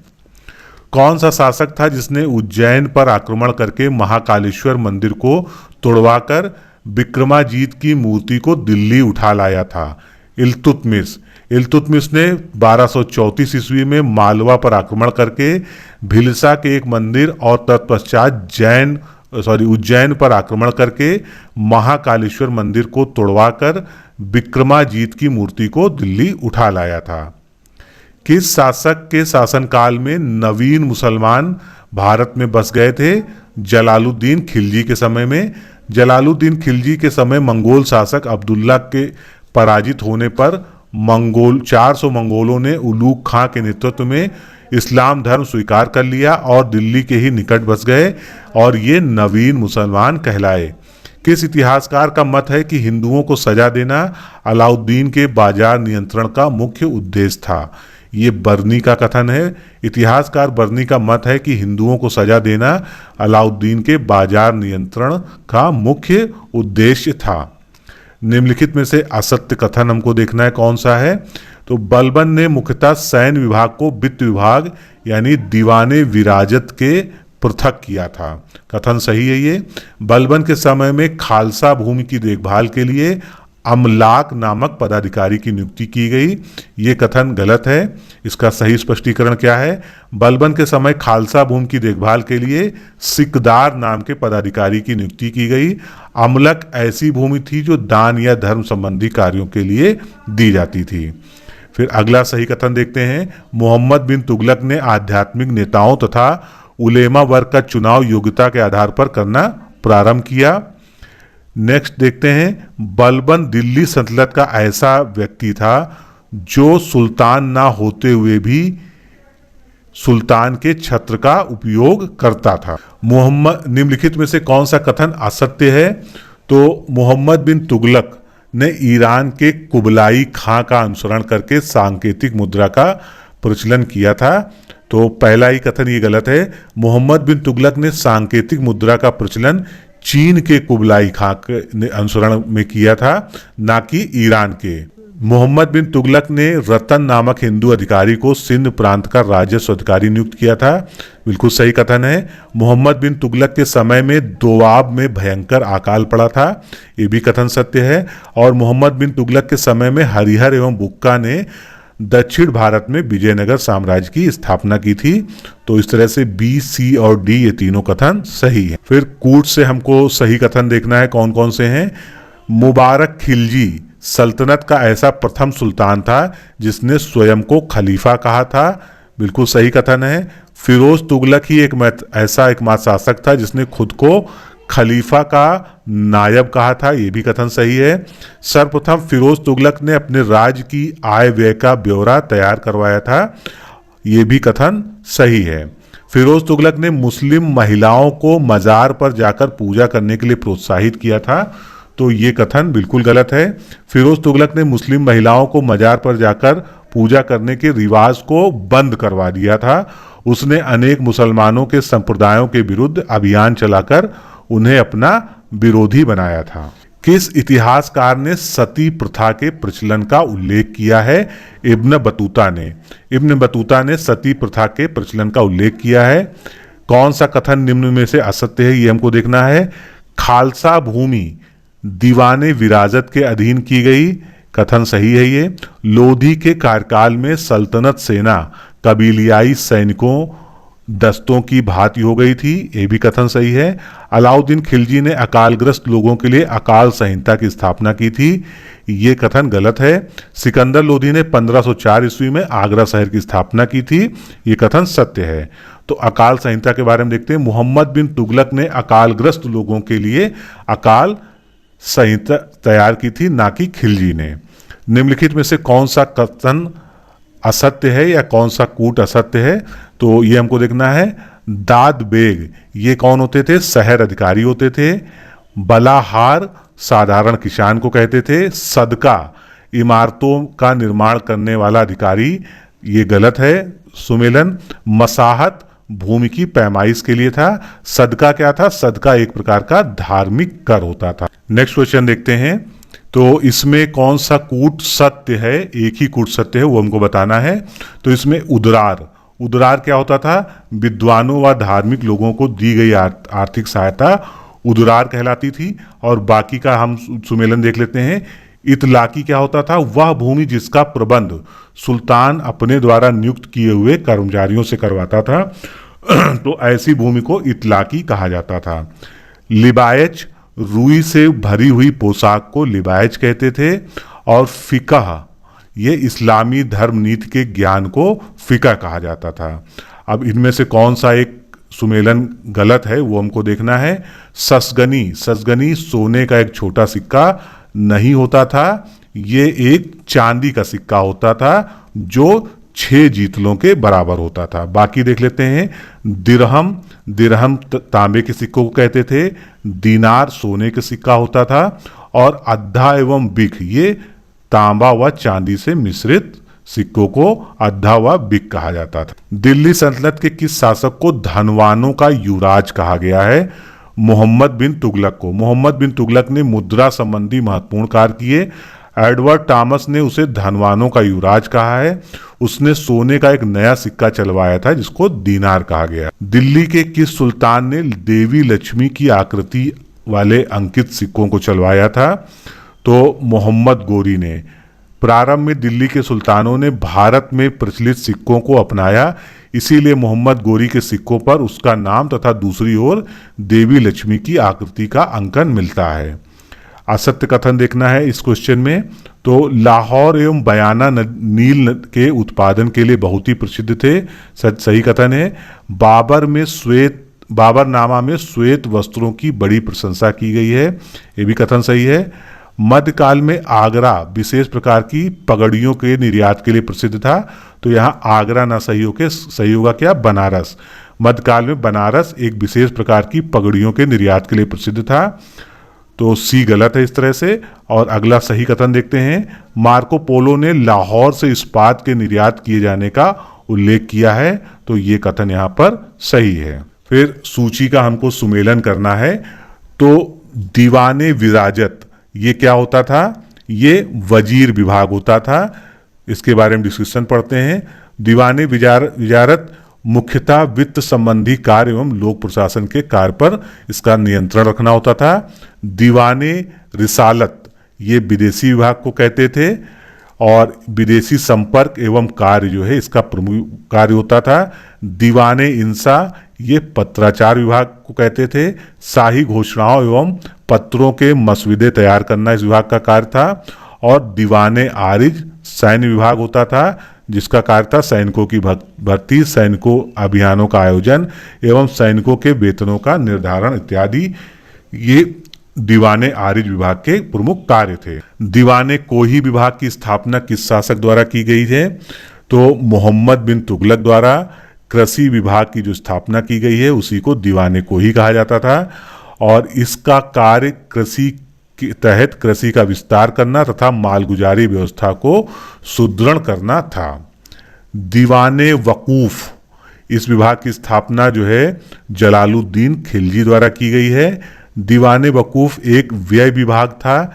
इस विभाग की स्थापना जलालुद्दीन खिलजी ने की थी। यह विभाग व्यय के कागजात की देखभाल करने का कार्य करता था। दीवाने बनगान, जितने भी विभाग हैं सल्तनत कालीन, इनसे बहुत बार क्वेश्चन आ चुके हैं, सुमेलन में आ चुके हैं, इनके कार्यों के बारे में आ चुका है। तो दीवाने बंदगान ये फिरोज शाह तुगलक द्वारा स्थापित विभाग था और ये क्या था, एक दास विभाग था जिसका कार्य दासों की संख्या में वृद्धि करना तथा उनकी समस्याओं का समाधान करना था। मध्यकाल में किस नगर को सोने का शहर यानी सिटी ऑफ गोल्ड्स कहा जाता था? तो ये मुल्तान को कहा जाता था। मध्यकाल के अनेक व्यापारिक मार्गों, सूर्य मंदिर तथा शेख बहाउद्दीन जकारिया की खानकाह होने के कारण मुल्तान को सोने का शहर कहा जाता था। किस नगर के व्यापारियों को तीर्थ स्थल के रूप में जाना जाता है? अहिलवाड़। अहिलवाड़ नगर व्यापारियों के लिए तीर्थ स्थल के समान था। यहाँ पर बड़ी संख्या में मुस्लिम व्यापारी रहते थे। माहुआन निम्नलिखित में से किस देश का यात्री था? माहुआन चीनी यात्री था और जिसने बंगाल में रेशम के कीड़े पाने जाने का उल्लेख किया है। निम्नलिखित में से किसने देवगिरी के रत्नों के व्यापारियों की तुलना रंग बिरंगे फूलों से की है? अमीर खुसरो ने। देवगिरी के निवासी अधिकतर व्यापारी थे जो रत्नों का व्यापार करते थे। यहाँ के रंग बिरंगे वस्त्रों की तुलना अमीर खुसरो ने रंग बिरंगे फूलों से की है। दिल्ली सल्तनत में सुल्तान राज्य के सभी महत्वपूर्ण मामलों में किस विभाग में चर्चा करता था? मजलिसे खलवत। सुल्तान राज के सभी महत्वपूर्ण मामलों को मजलिसे खलवत अथवा मजलिसे आम में चर्चा करता था, जिसमें अत्यंत विश्वासपात्र एवं उच्च अधिकारियों को भाग लेने की अनुमति होती थी। निम्नलिखित में से असत्य कथन हमको चुनना है। कौन सा कथन असत्य है? लोदियों ने अमीरों का स्वागत इतना बढ़ा दिया था, सम्मान इतना बढ़ा दिया था कि उनका सुल्तान सम्मानों का सुल्तान कहा जाने लगा था। तो सही कथन है ये। मोहम्मद बिन तुगलक ने पुराने अमीरों को कमजोर करने के लिए मिश्रित जनजाति आधार पर पदाधिकारियों की भर्ती की, ये भी कथन सही है। सादात अमीर मंगोल मूल की एक संस्था का प्रतिनिधित्व करते थे। उनके विद्रोह के द्वारा बहमनी रामराज्य का उद्भव हुआ। तो ये तीनों कथन सही हैं। अलाउद्दीन ने उलेमाओं को राजदरबार में अधिक मात्रा में सम्मानित पद दिए, ये कथन गलत है। अलाउद्दीन खिलजी ने उलेमाओं की गतिविधियों को सीमित किया था, ना कि उन्हें अधिक सम्मानित पद दिए थे। फिर सुमेलन करना है, इसमें कौन सा जो है सुमेलित नहीं है ये हमको बताना है। तो दीवाने इसराफ ये लेखा परीक्षा विभाग हुआ करता था। दीवाने विजारत ये राजस्व विभाग का नाम था। दीवाने अमीर कोही तो ये व्यय के कागज की देखभाल करने वाला विभाग नहीं था। दीवाने अमीर कोही कृषि विभाग था और इसकी विभाग की स्थापना मोहम्मद बिन तुगलक ने कृषि में सुधार लाने के लिए की थी। फिर मुस्तफ़ाए मुमालिक ये महालेखा परीक्षक का जो है पद होता था। दीवाने मुस्तक राज की स्थापना दिल्ली सल्तनत के किस शासक ने की थी? अलाउद्दीन खिलजी ने की थी। अलाउद्दीन खिलजी ने वित्त विभाग के अधीन एक नया विभाग दीवाने मुस्तक राज स्थापित किया। इस विभाग का कार्य राजस्व एकत्र करने वाले अधिकारियों के नाम, बकाया राशि की वो जांच करना और उन्हें वसूल करना था। नेक्स्ट देखते हैं। निम्नलिखित में कथनों पर विचार करना है और उनमें से कूट से हमको मिलान करना कि कौन सा सही है।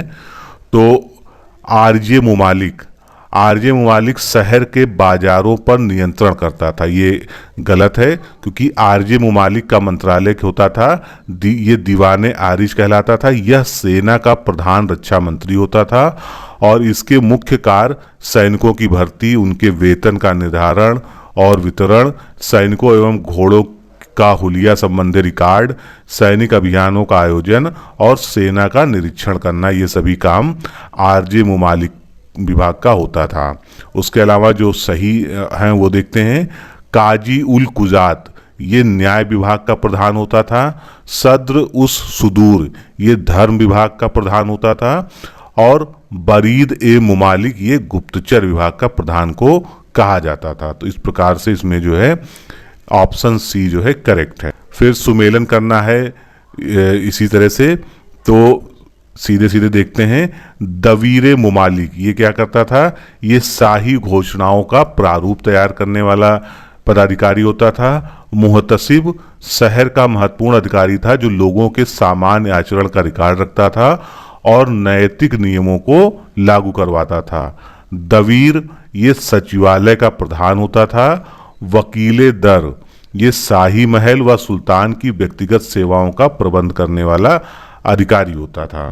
ख्वाजा नामक अधिकारी की नियुक्ति किस शासक द्वारा की गई, बलबन द्वारा। बलबन ने ख्वाजा नामक अधिकारी की नियुक्ति इक्तादारों के साथ की जिससे आय व्यय का सही पता लग सके। सिख अधिकारी की नियुक्ति दिल्ली सल्तनत के किस शासक ने की थी, बलबन ने की थी। सल्तनत के विस्तार के लिए 14वीं शताब्दी में प्रांतों को जिलों में बांट दिया गया था और इन जिलों को ही सिख कहा जाता था। सिखों की स्थापना बलबन ने की थी। सिख का शासक सिकदार कहलाता था। दिल्ली सल्तनत में शासन की सबसे छोटी इकाई कौन सी होती थी, ग्राम। दिल्ली सल्तनत में शासन की सबसे छोटी इकाई ग्राम थी जो स्वशासन और पैतृक अधिकारियों की व्यवस्था के अंतर्गत थी। गांव के मुख्य अधिकारी थे पटवारी, खुद, चौधरी, मुकद्दम जो गांव में लगान वसूल करने का कार्य करते थे। नेक्स्ट क्वेश्चन देखते हैं। दिल्ली सल्तनत में स्थायी सेना रखने वाला पहला शासक कौन था। कई बार क्वेश्चन आता है। अलाउद्दीन खिलजी।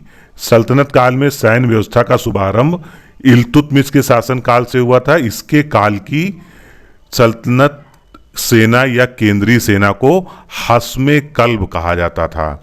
ये सैनिक राजा के व्यक्तिगत सैनिक होते थे, लेकिन अलाउद्दीन खिलजी ऐसा पहला शासक था जिसकी सेना स्थायी थी तथा उनको नगद वेतन भी दिया जाता था। निम्नलिखित में एक असत्य कथन हमको देखना है। दिल्ली सल्तनत में सैनिक संगठन मुख्यतः तुर्की और मंगोल पद्धति पर आधारित था। बिल्कुल सही कथन है ये। इल्तुतमिश की सेना का संगठन गुलामों के रूप में भर्ती किए गए सैनिकों पर की शक्ति पर आधारित था। ये भी कथन सही है। इल्तुतमिश के समय में भी सैनिकों को नगद वेतन दिया जाता था। ये गलत है क्योंकि ये प्रथा जो है अलाउद्दीन खिलजी के समय से शुरू हुई थी। सैनिक वर्गीकरण संबंधी व्यवस्था खिलजी वंश के उत्थान के साथ प्रारंभ होती है। ये कथन सही है। इल्तुतमिश के समय में वेतन नगद नहीं दिया जाता था, वरन इसके बदले इक्ता प्रदान किया जाता था। निम्नलिखित में से सुमेलन करना है हमको। तो केंद्रीय सेना को क्या कहा जाता था, अभी लास्ट क्वेश्चन में ही आया था, हस्मे कल्ब नाम से जाना जाता था। प्रांतीय सेना को हस्मे अतरफ नाम से जाना जाता था। शाही घुड़सवार को सवारे कल्ब कहा जाता था और सुल्तान की जो व्यक्तिगत सेना थी उसको शमसी सवार के नाम से जाना जाता था। फिर इनमें से सुमेलित कौन सा नहीं है ये हमको देखना है। अमीरे दह ये 10 सैनिकों का सेना नायक होता था, उसको अमीरे दह कहते थे। अमीरे सदा 10 अमीरों या 100 सैनिकों के नायक को अमीरे सदा कहा जाता था। अमीरे तुमन 1 लाख सैनिकों का सेना नायक नहीं होता था, ये गलत है। ये 10,000 सैनिकों का सेना नायक होता था, उसे अमीरे तुमन कहा जाता था। और अमीरे हजारा 1000 सैनिकों के सेना नायक को अमीरे हजारा कहते थे। फिर इनमें से कौन सा सुमेलित नहीं है ये देखना है। सरखेल 10 घुड़सवारी की टुकड़ी घुड़सवारों की टुकड़ी के प्रधान को सरखेल कहा जाता था। सिपह सलार 10 सरखेल यानी 100 घुड़सवारों के प्रधान को सिपह सलार के नाम से जानते थे। मलिक 10 सिपह सलार यानी 1000 घुड़सवार, ये गलत है। मलिक जो होता था 10 अमीर यानी 10,000 घुड़सवार का जो है प्रधान होता था। बर्नी के अनुसार सरखेल सैन्य वर्गीकरण की सबसे छोटी सैनिक इकाई थी तथा खान सबसे बड़ी इकाई थी। और जो खान होता था वो 10 मलिक यानी 1 लाख घुड़सवारों का जो है प्रधान हुआ करता था। अलाउद्दीन खिलजी के शासन काल में एक अश्वारोही सैनिक कितना वेतन पाता था या उसको कितना वेतन दिया जाता था, 234 टंका उसको दिया जाता था। अलाउद्दीन खिलजी ने सैनिकों को एकता प्रदान करने की प्रथा को समाप्त किया। एक घोड़ा रखने वाले अश्वारोही सैनिक को 234 टंका वेतन दिया जाता था तथा 2 अस्पा या 2 घोड़े रखने वाले सैनिक को 78 टंक का वार्षिक अतिरिक्त वेतन प्रदान किया जाता था। निम्नलिखित में से असत्य कथन हमको देखना है। अलाउद्दीन खिलजी ने घोड़ों को दागने की प्रथा प्रारंभ की, बिल्कुल सही कथन है। फिरोज शाह तुगलक ने आनुवंशिक आधार पर रिक्ताएं प्रदान की, ये भी कथन सही है। मोहम्मद तुगलक के समय मुक्ता और सेना नायकों से राजस्व वसूल करने का अधिकार छीनकर प्रांतों में सिकदार और फौजदार नामक 2 अधिकारियों को दिया गया, ये भी कथन सही है। भारत में दीवाने आरिज नामक सैन्य विभाग की स्थापना सबसे पहले अलाउद्दीन खिलजी ने नहीं की थी, इसलिए कथन गलत है। सबसे पहले दीवाने आरिज सैन्य विभाग की स्थापना बलबन द्वारा की गई थी। नेक्स्ट क्वेश्चन देखते हैं। अलाउद्दीन के निम्नलिखित पुत्रों में से कौन सा एक उसकी पत्नी सत्यपाली से उत्पन्न हुआ था, जो देवगिरी के राजा रामचंद्र देव की पुत्री थी? सिहाबुद्दीन उमर। निम्नलिखित में से कौन सा एक सुमेलित नहीं है? हदीस मोहम्मद साहब के कथनों एवं कार्यों का विवरण हदीस में है। कुरान मुस्लिम कानूनों का प्रमुख स्रोत होता है, दोनों कथन सही हैं। इज्मा कानूनों की व्यवस्था करने वाला विधिवेत्ता, तो ये गलत है। इज्मा क्या होता है? मुजद्दिद द्वारा व्याख्या किया गया कानून अल्लाह की इच्छा का ही रूप माना गया है और कानून के स्रोत को इज्मा कहा जाता है। फिर चौथा ऑप्शन देखते हैं, कयास। तर्क अथवा विश्लेषण के आधार पर कानून की व्याख्या करना कयास कहलाता था। फिर सुमेलन करना हमको। खराज क्या होता था? तो गैर मुस्लिमों से 1/3 से लेके 1/2 तक जो कर वसूला जाता था उसको जो है खराज कहते थे। जकात जो है मुस्लिमों पर लगाया जाने वाला धार्मिक कर जो 2 से 2.5% तक होता था तथा उन्हीं की भलाई के लिए इसका व्यय किया जाता था। उस्र मुसलमानों से लिए जाने वाला भूमि कर था जो 5 से 10% होता था, कई बार ये आ चुका है। और जाजिया गैर मुसलमानों से लिए जाने वाला धार्मिक कर जाजिया कहलाता था। दिल्ली सल्तनत के किस शासक ने अपनी सेना में दासों को भर्ती किया? फिरोज शाह तुगलक ने। फिरोज शाह तुगलक ने सैनिकों को आनुवंशिक आधार पर रिक्ताएं प्रदान की, जिसमें सेना निम्न स्तर पर हो गई। उसने सेना में दासों की भर्ती भी प्रारंभ कर दी थी। अलाउद्दीन के बाद उसके किस उत्तराधिकारी के कार्यकाल में सैन्य व्यवस्था बिखर गई थी? खुसर वसाह के समय में। अलाउद्दीन खिलजी की सैन्य व्यवस्था सुल्तान खुसर वसाह के समय में टूटकर बिखर गई थी। इसने किराए पर सैनिकों की भर्ती की थी। मोहम्मद तुगलक के शासनकाल में राजस्व वसूल करने पर का काम किन 2 अधिकारियों के पास होता था? सिकदार और फौजदार, ये 2 अधिकारी थे जो राजस्व वसूलते थे। नेक्स्ट क्वेश्चन देखते हैं। खास खेल इसमें से क्या होता था?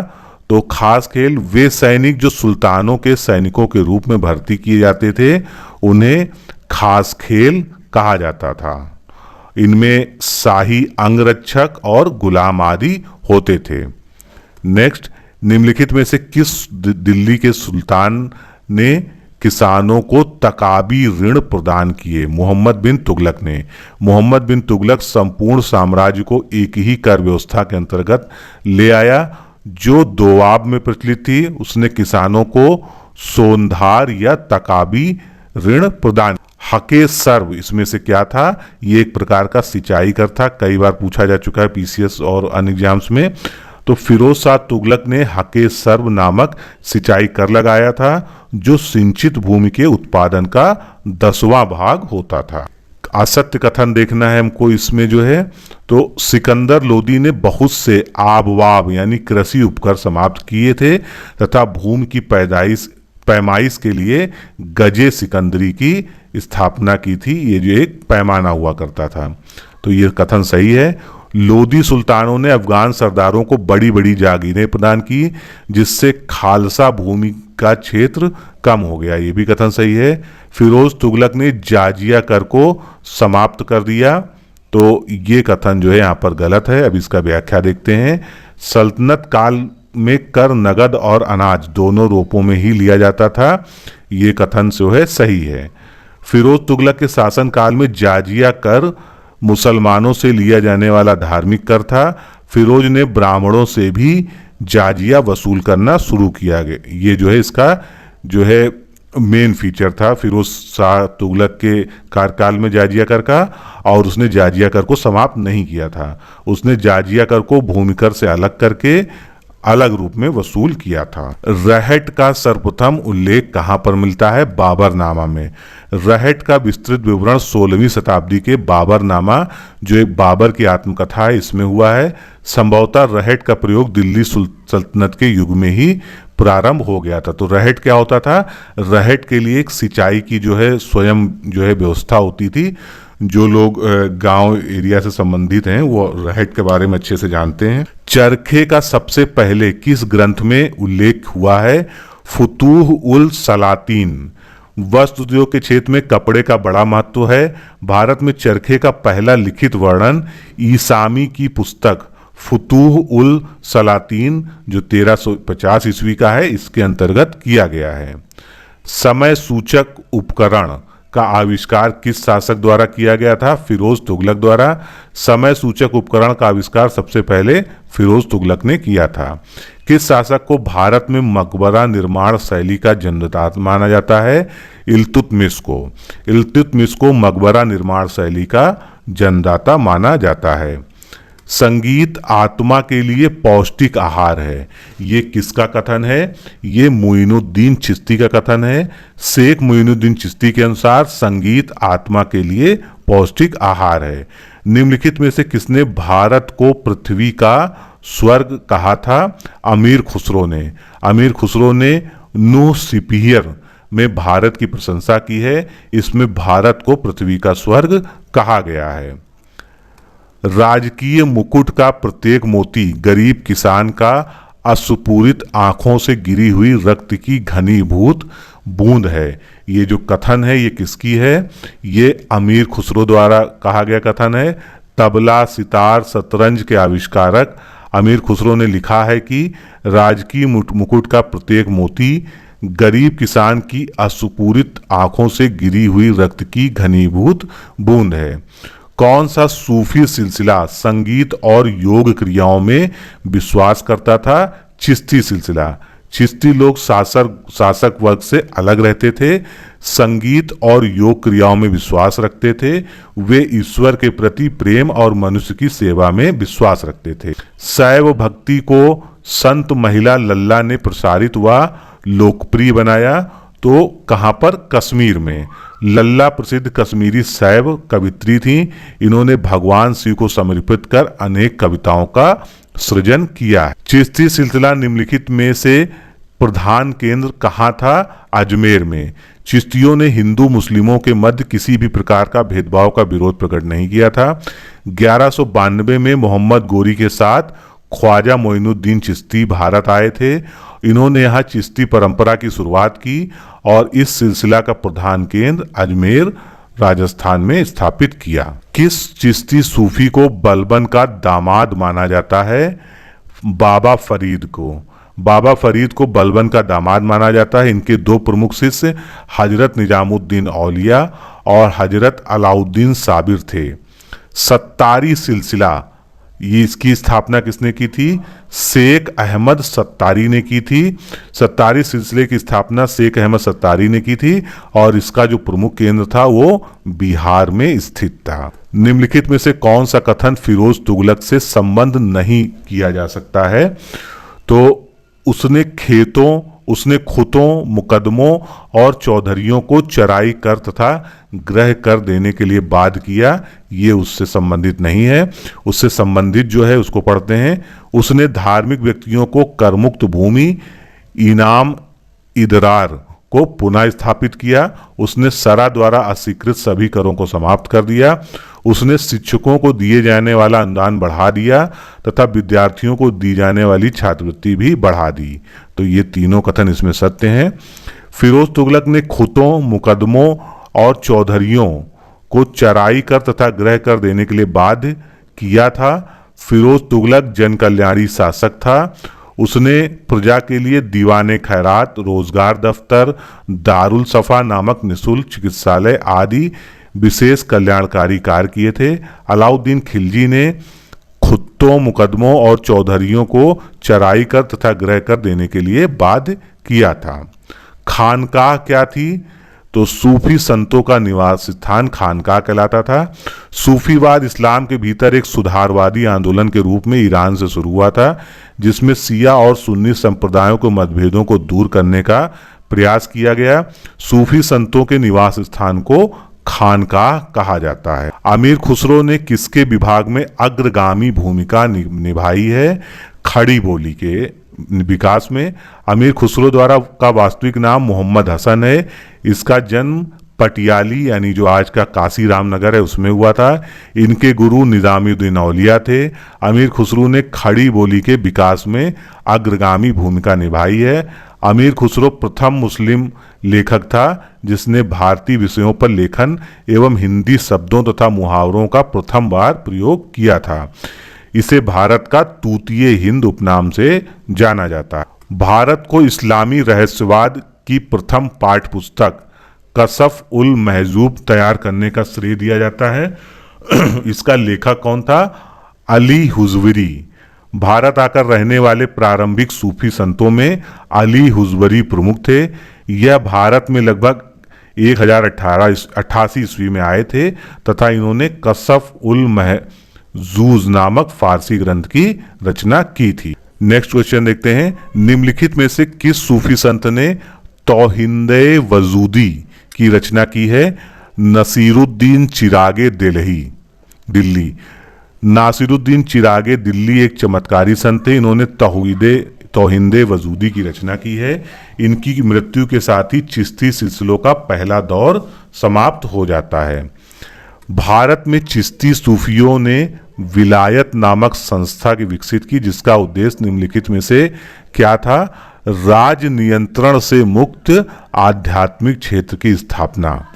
राज नियंत्रण से मुक्त आध्यात्मिक क्षेत्र को विलायत कहा जाता था।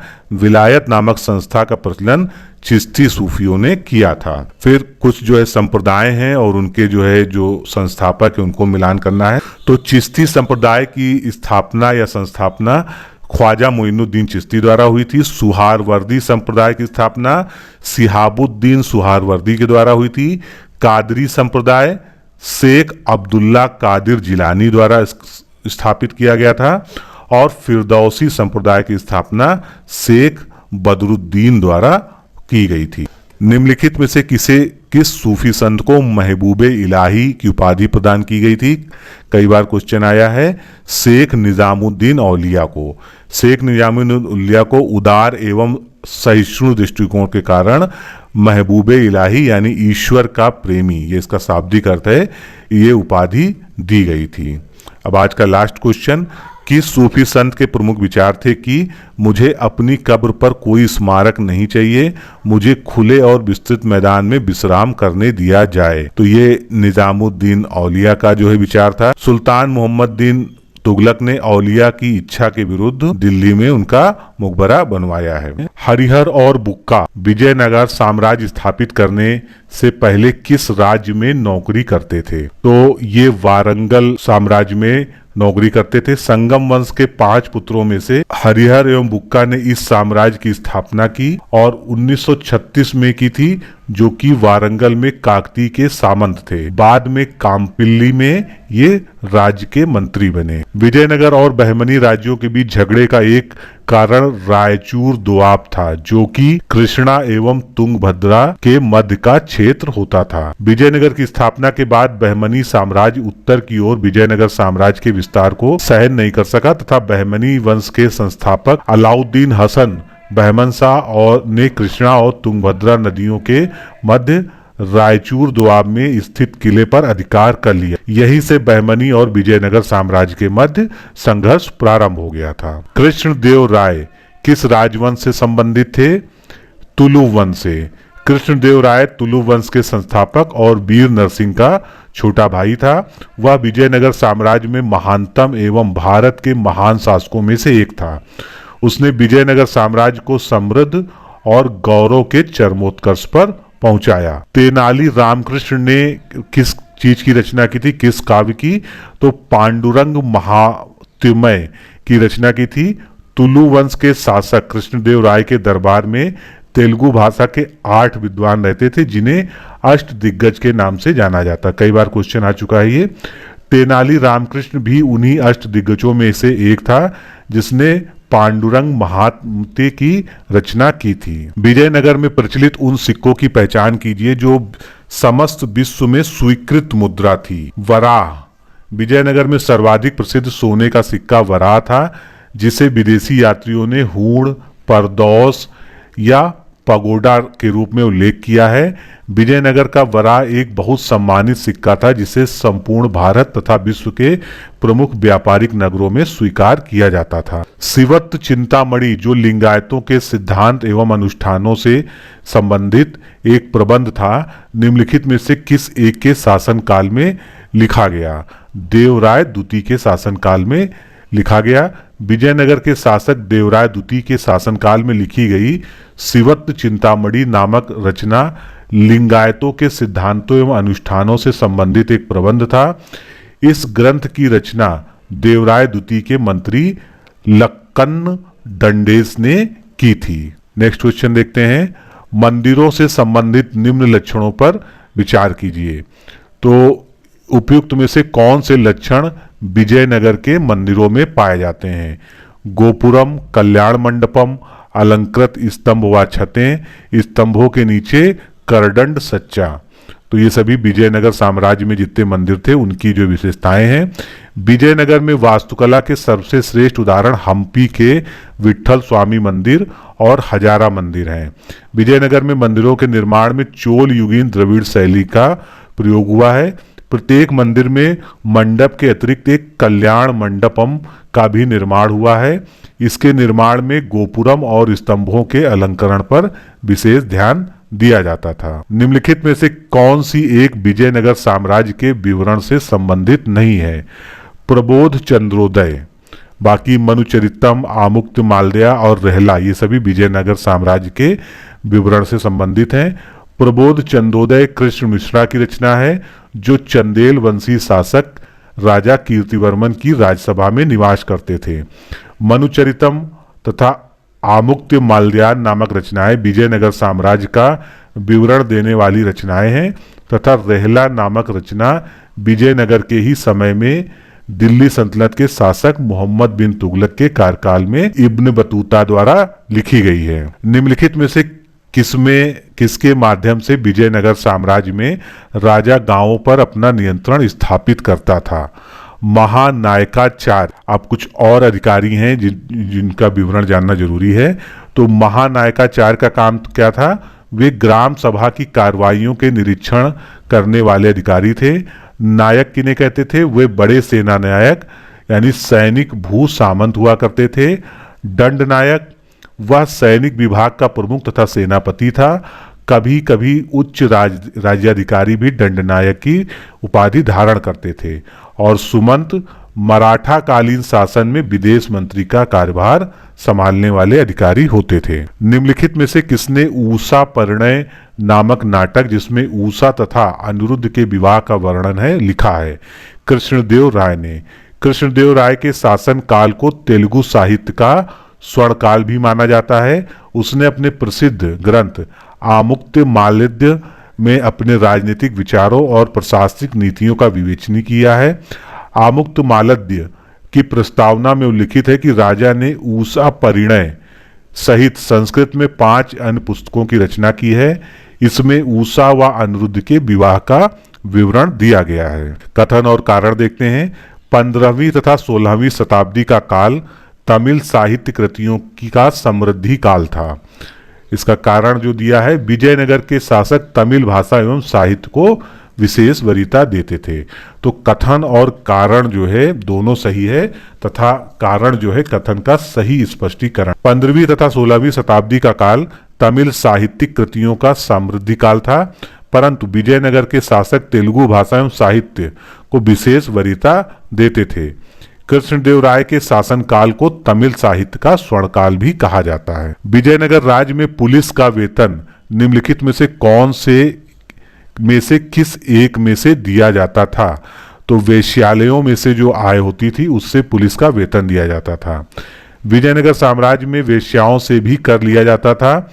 वेश्याओं से होने वाली कुल आय से पुलिस का वेतन दिया जाता था। निम्नलिखित में से कौन एक विकल्प में 15वीं शताब्दी तथा 16वीं शताब्दी के आरंभिक वर्षों में विजयनगर साम्राज्य के सशक्त होने के लिए उत्तरदायी कारक दिए गए हैं? तो कृषि का विस्तार एवं निर्यात व्यापार, ये जो है विजयनगर साम्राज्य के सशक्त होने का एक बहुत बड़ा जो है कारक था। डोमिंगो पेइस के अनुसार विजयनगर विश्व का सबसे सुंदर शहर है, जहां पर गेहूं, चावल, जौ, दालों और अन्य वस्तुओं की भरमार है। इसके बाजारों में संपूर्ण विश्व में की ऐसी कोई वस्तु नहीं है जो नहीं बिकती है। तो ये जो है उस समय का एक विवरण है। वसु चरित्र ग्रंथ की रचना निम्नलिखित में से किसने की थी? राम राय ने। वसुचरित्र नामक ग्रंथ की रचना राम राय ने की थी। कृष्णदेव राय ने अपनी मृत्यु से पूर्व अच्युत देव राय को अपना उत्तराधिकारी नामजद किया था। उसने कृष्णदेव राय के जमाता राम राय के शासन में सहयोगी या संयुक्त शासक उसे बना दिया था। पालीगर निम्नलिखित में से कौन थे? कई बार क्वेश्चन आ चुका है ये। तो ये भूस्वामी होते थे। विजयनगर में राजा अपने सेनापतियों को निश्चित कर के एवज में कुछ क्षेत्र, जिसको अमरम कहा जाता था, प्रदान करता था, और ये सेनापति पलाईयागार या पालीगर अथवा नायक जो है कहलाते थे। निम्नलिखित में से कौन सा सामंत वर्ग दक्कन में बहमनी राज की स्थापना से संबंधित है? सादा अमीर। तुगलक शासन के विरुद्ध हो रहे विद्रोहों का लाभ अमीरों ने उठाया। ये अमीर अनुमानतः 100 ग्रामों के समूह पर नियुक्त अधिकारी थे। इन विद्रोहों द्वारा बहमनी राज की स्थापना का मार्ग प्रशस्त हुआ। 1420 ईस्वी के लगभग विजयनगर पहुंचने वाला वेनिस का यात्री जो अपनी पत्नी के साथ यात्रा कर रहा था, कौन था या कौन जाना जाता था? उसको निकोलो कॉन्टी नाम से जाना जाता था। देवराय प्रथम के शासनकाल में इतावली जो कि वेनिस का यात्री था, निकोलो कॉन्टी, विजयनगर की यात्रा पर आया। उसने नगर, उसके नरेश का उल्लेख करते हुए विजयनगर में मनाए जाने वाले दीपावली, नवरात्र जैसे उत्सवों का भी वर्णन किया है। वारंगल का स्वतंत्र राज 15वीं शताब्दी के आरंभ में किसके द्वारा अधिग्रहण के फलस्वरूप समाप्त हो गया था? अहमद शाह के। 15वीं शताब्दी में अहमद शाह ने वारंगल पर आक्रमण करके उसको जीत लिया। हरिहर द्वितीय ने आक्रमण किया तथा कर उगाही की। कहां से? श्रीलंका से। हरिहर द्वितीय ने सबसे बड़ी सफलता पश्चिमी बहमनी राज्य के बेलगांव और गोवा को छीन लिया तथा श्रीलंका के राजा से भी राजस्व की वसूली की। अब ये कुछ विदेशी यात्री हैं और इनकी टिप्पणियां हैं, इसको हमको सुमेलित करना है। तो अब्दुल रज्जाक की टिप्पणी सबसे पहले देखते हैं। उसने विजयनगर के बारे में बताया, यह ऐसा नगर है जिससे मिलता स्थान नेत्रों ने समूची पृथ्वी पर कभी नहीं देखा और ना ही जिसके बारे में कानों से कभी सुना। निकोलो कॉन्टी ने का क्या कथन था? नगर की परिधि 60 मील है। यहाँ लगभग 90,000 पुरुष ऐसे हैं जो शस्त्र धारण करने के योग्य है। डोमिंगो पेइस जो विदेशी यात्री था, उसने लिखा था, राजा मझोले कद का है तथा गौरववाणी है और उसकी अच्छी कदकाठी है, जो कि दुबलेपन के स्थान पर स्थूल है, जिसके मुख पर चेचक के निशान हैं। और एथेनियस निकितिन द्वारा लिखा गया था, अभिजात वर्गों के लोगों के साथ साधारण लोगों के जीवन स्तर में बहुत अंतर है। इटली का यात्री निकोलो कॉन्टी देवराय प्रथम के समय में भारत आया था तथा अब्दुल रज्जाक जो फारस का यात्री था, देवराय द्वितीय के समय में भारत आया था। डोमिंगो पेइज एक पुर्तगाली यात्री था जो कृष्ण देव राय के शासनकाल में विजयनगर की यात्रा पर आया था। इन सभी ने विजयनगर साम्राज्य की बहुत अधिक प्रशंसा की है। विजयनगर साम्राज्य में सामाजिक एवं धार्मिक विषयों पर निर्णय कौन देता था? समयाचार और देशरी। विजयनगर साम्राज्य में समयाचार अथवा देशरी सामाजिक एवं धार्मिक मामलों पर अपना निर्णय देते थे। विजयनगर की नायंगर पद्धति के अंतर्गत किनको भू आवंटन किया जाता था? वार्षिक शुल्क तथा सैन्य सेना के बदले व्यक्तियों को। नायंगर व्यवस्था भी इक्तादार या राजपूत कालीन भू सामंत जैसी ही व्यवस्था थी। संभवतः ये अपनी सेना रखते थे और एक निश्चित भूखंड से कर प्राप्त करते थे। प्रायः इनका एक स्थान से दूसरे स्थान को स्थानांतरण नहीं होता था। अगला क्वेश्चन कथन और कारण देखते हैं। पेइस के अनुसार विजयनगर साम्राज्य में देवदासियां सम्मानजनक स्थिति में की थीं। कारण दिया है कि दक्षिण भारत में विजयनगर शासकों के अंतर्गत देवदासी व्यवस्था अस्तित्व में आई। तो कथन तो इसका सही है, लेकिन कारण गलत है। इसका स्पष्टीकरण देखते हैं। विजयनगर में देवदासियों का बहुत सम्मान होता था। देवदासियों को देव पूजा के लिए रखा जाता था और इन्हें आजीविका के लिए भूमि दी जाती थी अथवा इन्हें निश्चित वेतन भी दिया जाता था। मध्य एशियाई यात्री अब्दुल रज्जाक समरकंदी ने जिन्होंने विजयनगर राज्य का भ्रमण किया, विशेषकर अपने साथ वापस अपने देश ले जाने के लिए जो भारतीय सामान क्रय किया था, तो वह क्या था? चित्रकलाएं। अब्दुल रज्जाक देवराज द्वितीय के समय में भारत आया था। उसने अपने साथ अपने देश ले जाने के लिए बहुत सी चित्रकलाएं भारत से खरीदी थीं। विजयनगर साम्राज्य के कृष्णदेव राय का राजकवि निम्न में कौन था? अलसनी पेदन्ना, ये जो है कृष्णदेव राय का राजकवि था और इसे तेलुगु लेखों में उच्च स्थान प्राप्त है। विजयनगर साम्राज्य का राजस्व विभाग जाना जाता है अठावने के नाम से। विजयनगर साम्राज्य में अठावने नामक विभाग के अधीन भूमिकर की शासन प्रणाली कार्यक्षम थी। शिष्ट नामक भूमिकर विजयनगर साम्राज्य की आय का मुख्य साधन होता था। निम्नलिखित दक्कन की सल्तनतों में से किस एक का शासन राम राजा के विरुद्ध सन 1565 में तालीकोटा युद्ध में बने विशाल गठबंधन में सम्मिलित नहीं हुआ था? बरार। 23 जनवरी सन 1565 ईस्वी को तालीकोटा के युद्ध में मुसलमानों के राज्यों ने एक संयुक्त गठबंधन किया, जिसमें बीजापुर, अहमदनगर, गोलकुंडा और बीदर की सम्मिलित सेनाओं ने विजयनगर की सेना को परास्त किया। इस युद्ध के अंतिम समय में बरार गठबंधन से अलग हो गया था। निम्नलिखित विदेशी यात्रियों पर विचार करना है और उनमें से विजयनगर समाज में सती प्रथा का विशद विवरण किसने किसने दिया ये बताना है। तो इन तीनों ने, यानी निकोलो कॉन्टी, फरहाओ नुनीज और बारबोसा, तीनों ने ही सती प्रथा के बारे में अपने वर्णन में लिखा है। विजयनगर साम्राज्य में अधिकांश विदेशी यात्रियों ने सती प्रथा का विस्तार से वर्णन किया है। बारबोसा ने लिखा है कि यह प्रथा लिंगायतों, चेट्टियों और ब्राह्मणों में प्रचलित नहीं थी। अब हमको सूची का सुमेलन करना है। तो बीदर, दक्कन के ये राज्य हैं और उनके संस्थापक। तो बीदर के संस्थापक कौन था? अली बरीद। अहमदनगर का जो संस्थापक मलिक अहमद था। बीजापुर का यूसुफ आदिल शाह और गोलकुंडा का संस्थापक कुतुब शाह था। विजयनगर के किस शासक ने अपनी सेना में 10,000 मुस्लिम घुड़सवार धनुर्धारियों को भर्ती कर अपनी सेना को सशक्त बनाने की कोशिश की थी? देवराय द्वितीय ने। देवराय द्वितीय ने अपनी सेना में भारी संख्या में मुसलमानों की भर्ती करना प्रारंभ किया और इन मुस्लिम सैनिकों को जागीरें भी प्रदान की, लेकिन मुसलमानों को सेना में भर्ती करने वाला प्रथम शासक देवराय प्रथम था। फिर नेक्स्ट क्वेश्चन में हमको जो है जितने भी ये विदेशी यात्री हैं इनका जो है सही कालानुक्रम देखना है। तो इसको देखते हैं। सबसे पहले इनमें से अफ्रीकी यात्री इब्न बतूता भारत आया था 1333 ईस्वी में। फिर उसके बाद इटालियन यात्री निकोलो कॉन्टी भारत आया था 1420 में। फारस का यात्री अब्दुल रज्जाक भारत आया था 1443 में और बारबोसा भारत आया था 1516 ईस्वी में। तो अब लास्ट क्वेश्चन देखते हैं आज का। पश्चिमी तट पर विजयनगर साम्राज्य का प्रमुख व्यापारिक पत्तन कौन सा था? भटकल। भटकल पश्चिमी तट पर स्थित विजयनगर साम्राज्य का एक प्रमुख बंदरगाह था।